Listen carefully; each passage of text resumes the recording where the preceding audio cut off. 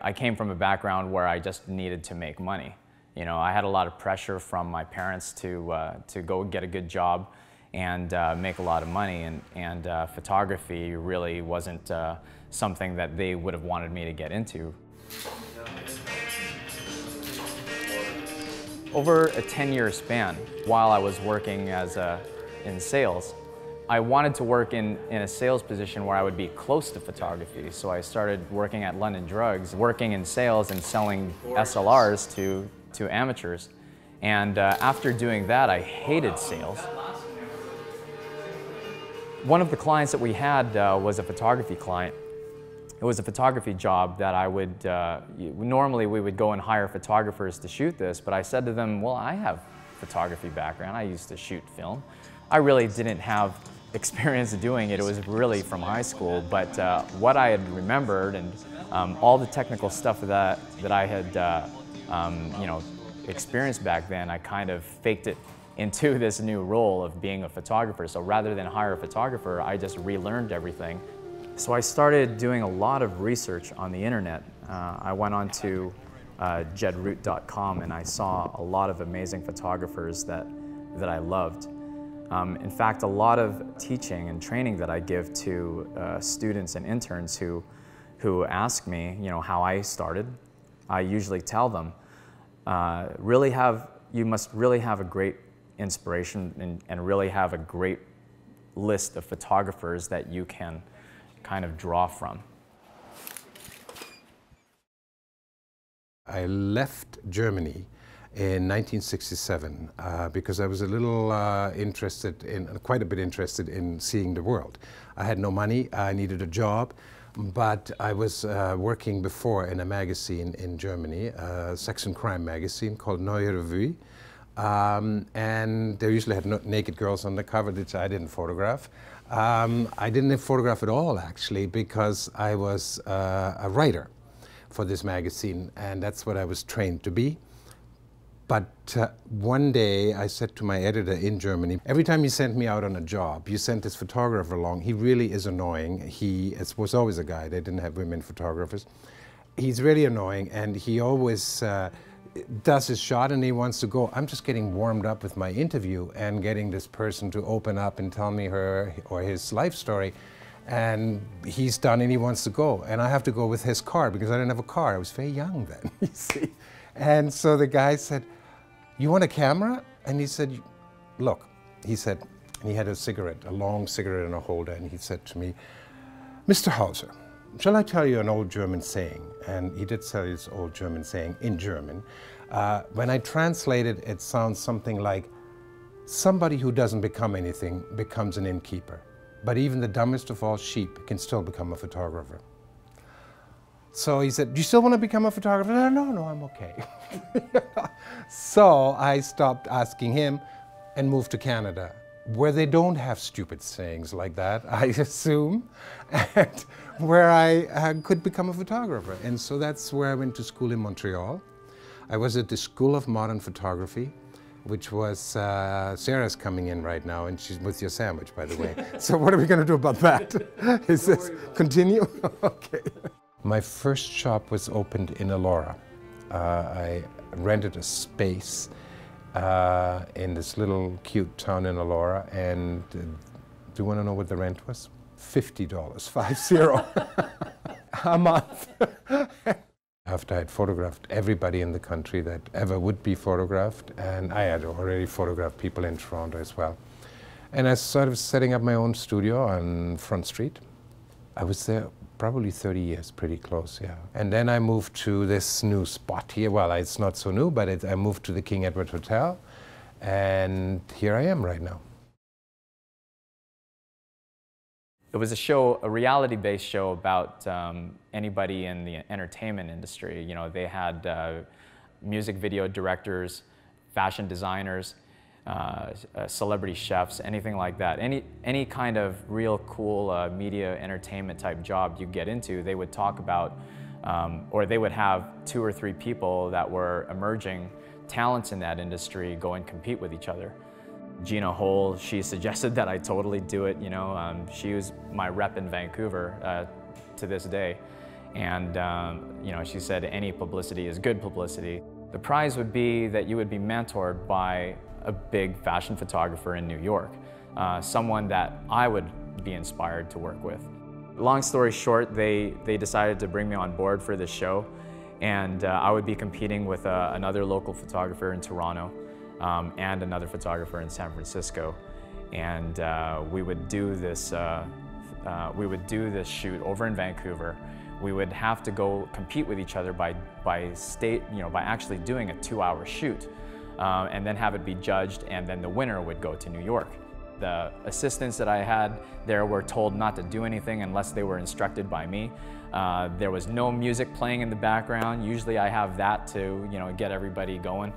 I was followed around by these cameras, and I was just so nervous, and I was just waiting. They were just waiting for me to fail. And I felt that I did exactly that. The host was saying, it's been about 45 minutes now and Dexter hasn't taken a single picture.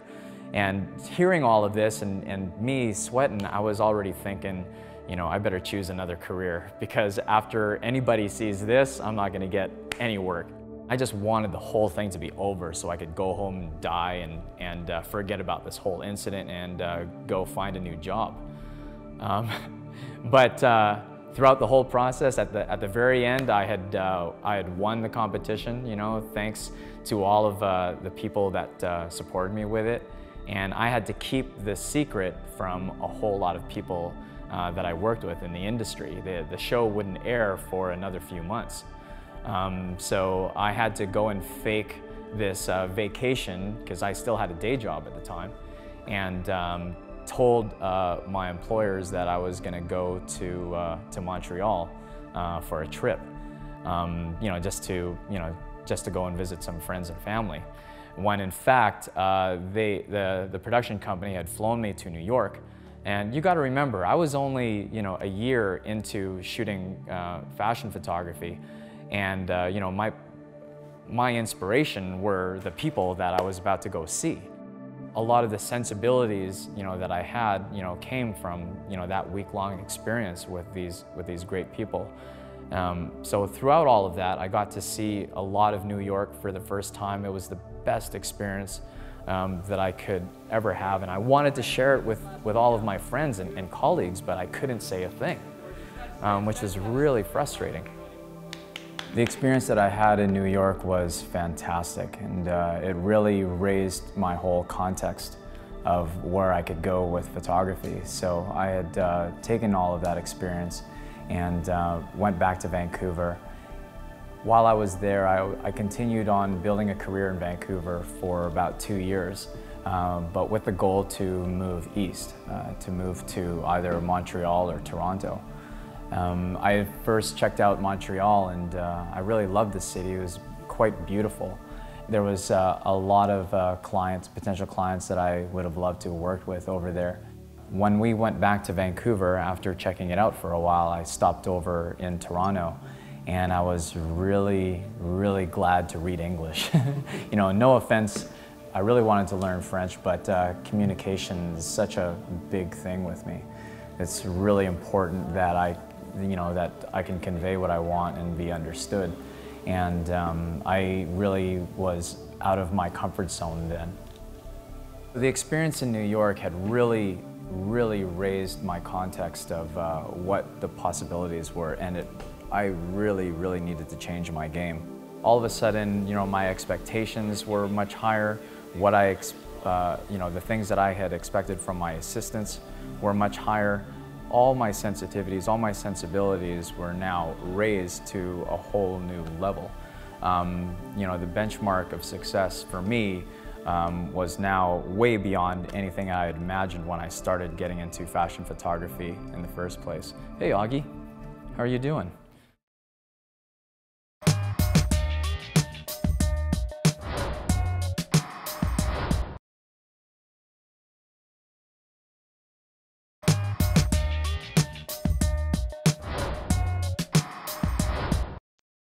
Finally, in April 2006, I'd quit my job and started working full-time as a photographer in Vancouver.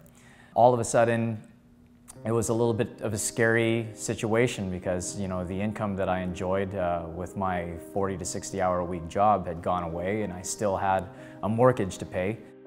I did the best that I can to redo my entire portfolio. I started working with some amazing models in Vancouver and some from out of town. All of a sudden, I was shooting a lot of campaigns and fashion editorials there, and garnered some attention from contacts in Toronto, and now they were encouraging me to come here. With all the money that I had made, I had moved our entire lives. Just took my whole studio, all of my equipment, all of my furniture, and which in retrospect I wish I just sold on Craigslist at the time. But we brought all of that here to Toronto, and it was like a burn your ships kind of situation, where we had to make it in Toronto. There was no going back to Vancouver. So there was no safety there was no safety net, there was no home that I could fall back to. It was like it's all or nothing. So we moved here, set up a studio, did everything that we could to create some success. I got hooked up with some of the artist agencies here. The model agencies had started some great relationships, and then got to work.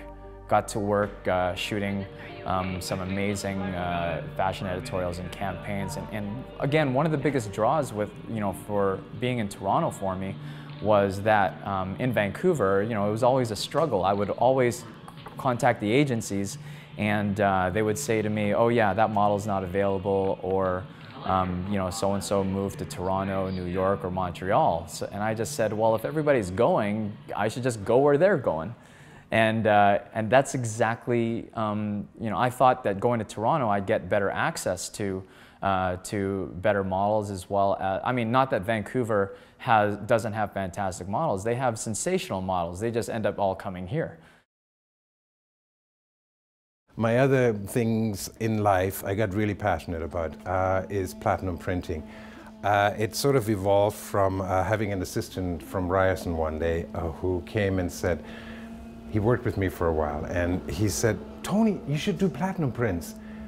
It's basically a hand-coated piece of paper. It's coated with platinum and palladium and ferric oxalate. It's sort of a little chemical. And you brush these elements onto paper. You then have a negative the size of the print, and that's how you make this print. It's a contact print. It was a nightmare. We spent a whole year doing this, and we spent $15,000, and we made maybe 8 prints. And at one point, I had an office manager at that time, and I think she was worried about her next week's salary, and she said, Tony, did you know how much money we have outstanding, how many bills we have to pay, and you keep buying platinum in each little bottle. What was it, 50 milliliters with $400 US dollars, when the US dollars were, twice as much. And I said, yeah, I know, but we're in the midst of this now. We have to continue this. And anyway, we did make these 8 prints, and I think we sold 2 or 3. And it cost me maybe about $6,000, which in a year, which I thought was about the same amount as tuition was then at a university, and I sort of paid my tuition with that. But I really got involved in platinum printing. A few years ago, I had an exhibition at the National Arts Center. I was actually asked by the archives, who had collected some of my work. They wanted to buy some more platinum prints. They wanted to have an exhibition of this work, because they said, what's the point of having it just in the archives? And so we had the exhibition in the National Arts Center in Ottawa. We made, consequently, this book also with it. So there's images of anybody that I photographed from those days, Stephen Sondheim to Henry Miller and Evelyn Hart, and so they're dancers and performers. So this is a little bit of a sort of spectrum of photographs that I have done over the years. Anybody that was that I sort of ran into or commissioned me to photograph them. Oh look, there's Count Basie. I've forgotten who I photographed in all those years. Stuart Stern, my God, most people wouldn't know who he is, but he wrote this movie called Rebel Without a Cause, James Dean movie. Peggy Baker, wonderful dancer. Dancers have always interested me, and this is really why I'm doing this project with Jaros here right now. You should come to that. You should come and film that little event, and you're invited.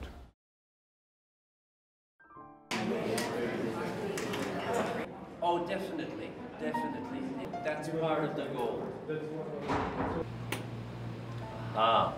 It's F11. He's really hot. This interesting thing about portraits is, and I learned photographing a lot of people, you want to get involved with a person you actually want to fall in love with the person for a little bit. It helps. Now, if you hate the person, that may also help. It'll just give a very different picture.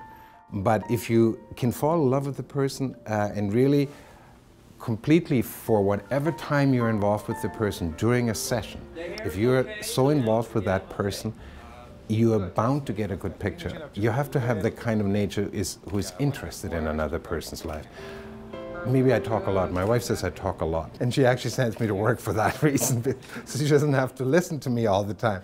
But I can also listen because I was once an interviewer, and I asked people questions, and I had to write down these answers, and so I can listen too.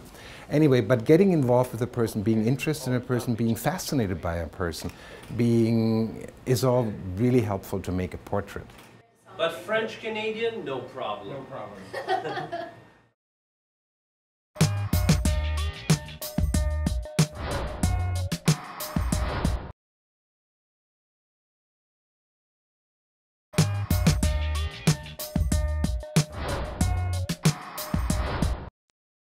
A lot of people have seen, these shoots now, and they've always asked me how I did it, and I would say we would take this model out into the Bermuda Ocean and just shoot her in the middle of the night, and it was all lit with moonlight. But it wasn't that exactly. I mean, if I demystified it, it would be really simple. We just wanted to have an opportunity to shoot a model in water, but also with fashion. So Leila Bani had some great connections in Vancouver whereby they trusted us enough to destroy all of their clothes and to make something beautiful out of it. Jacqueline Quinar provided many of the fashion that you see in this story, and a lot of these dresses did not make it out after the entire shoot. All I did was get I went over to Canadian Tire and got a 60-inch diameter kiddie pool and lined it with black roofing plastic that I found at Home Depot, and put black plexiglass about the same diameter as the pool and placed it in the bottom to keep the plastic from floating up. We just filled it up with warm water in the studio and continued to have our model get dressed in all these outfits, which we ended up destroying at the end of the time. We wish that we could have salvaged them, but they didn't make it after this process. Gina Hole, who's also my rep in Vancouver and my producer there, her husband is Tony Lazarowicz from Pacific West Special Effects, and we had the opportunity to go and shoot this at his special effects shop. Some people look at the photos and they think that I had photoshopped it in, but I had actually had it all there as a practical effect. All of it was real. None of it was photoshopped in. We had another opportunity with them recently in Vancouver when I went back there last year. After seeing that, we were like, what else could we do? We have fire, we have water, and how about air? And recently we had decided, I thought, well, the best way to show air is why don't we just levitate her? And I've always wanted to get a model in a flying rig, and that's exactly what we did. We had our model come in, and as you can see, not every shot was her in the flying rig, simply because it was very uncomfortable to have her there. I had to Photoshop every single piece of rigging out of this chainmail that our fashion stylist, had brought in. It was a really beautiful piece, but it was such a hassle trying to get rid of all of the rigging from underneath the chainmail. I had to go in and retouch every single piece of, every ringlet on this piece of chainmail to get rid of it completely. I was over on a location scout trying to find some interesting places at the Film Commission here in Toronto. And I got hooked up with a location scout there that told me about this steel mill in Hamilton. So I called them up and told them that I wanted to shoot a men's fashion editorial there. And they were totally into the idea and got some amazing pictures that I'm quite proud of. This was probably the first few months that I was still in, that I just moved to Toronto, that I had the opportunity to do that. I do make a living in photography, but my main, no, not my main thing. That's my main thing, making a living in photography. But I do like personal projects. What I found most liberating for me was to photograph people in the beginning for free. I sort of honed in on musicians. I like music myself. I honed in on that as giving myself a project. The first exhibition we had was at the Guelph Spring Festival, and it might have been maybe 20 or 30 in the most images of well-known Canadian musicians who perform anything from pianists to conductors to singers and so on, that I wanted to photograph. And the nicest thing about this was that I learned from that I didn't have to make them happy. I just had to make myself happy, because they didn't really pay me anyway. You know, they would eventually maybe buy a print, they would eventually buy something for a CD, and it was not a complete loss, but it was liberating to me to say that as long as I'm happy, then they'll be happy. You know, you have to be satisfied with what you produce, and then that, well, I mean, you can be a really lousy photographer and be satisfied. So don't go by that 100%, but for me it worked. A few years ago, I photographed the Kielburger boys, the founders of Free the Children. And I said, look guys, if you ever want me to go on anywhere with you to do a project with you, I'll donate my time, I'd love to do that. So they offered me to go to Africa with them, to work with the projects that they're doing. They're building schools, promoting education in Africa, and doing a lot of great things. So I went and I kind of documented them.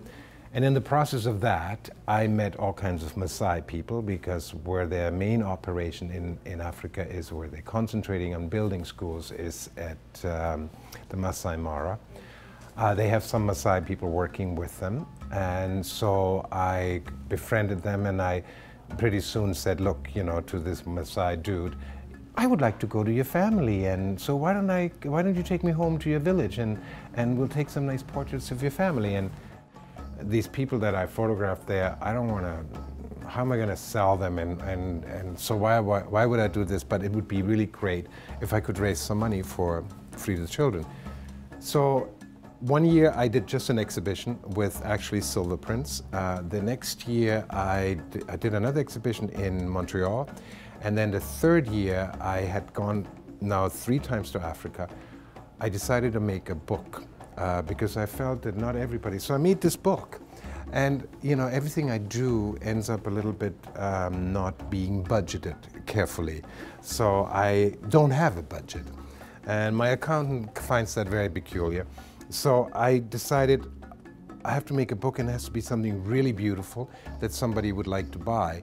And in order to make some money for Free the Children, I'd have to be expensive. And so I made this most expensive book that I don't even want to mention how expensive it is, but it is for sale, and I raised some $30,000 for Free the Children in a couple of years now. This is my AP copy, so I can touch it. Other ones have to be touched with a white glove, of course. I actually met a lot of elders who told me legends. So some of the legends they told me I incorporated in the book.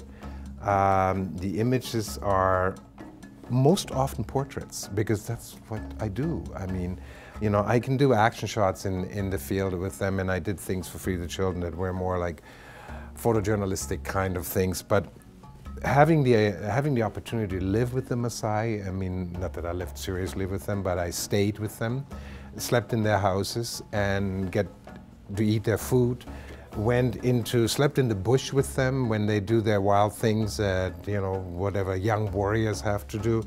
They had to, of course, slaughter a bull and then eat it and make me drink the blood and the milk, and it was delicious, and I'm not going to do it too often. I had this exhibition in New York a year ago, and it was a great success. We got a gallery a beautiful gallery, Sundaram Tagore Gallery in New York, to donate the space. We had 150 people come. We sold images. Having raised $30,000 doesn't mean a whole lot. You know, there are people that I know that can put their hand in their pocket and pay $300,000. They have $300,000 in their pocket, probably on a check.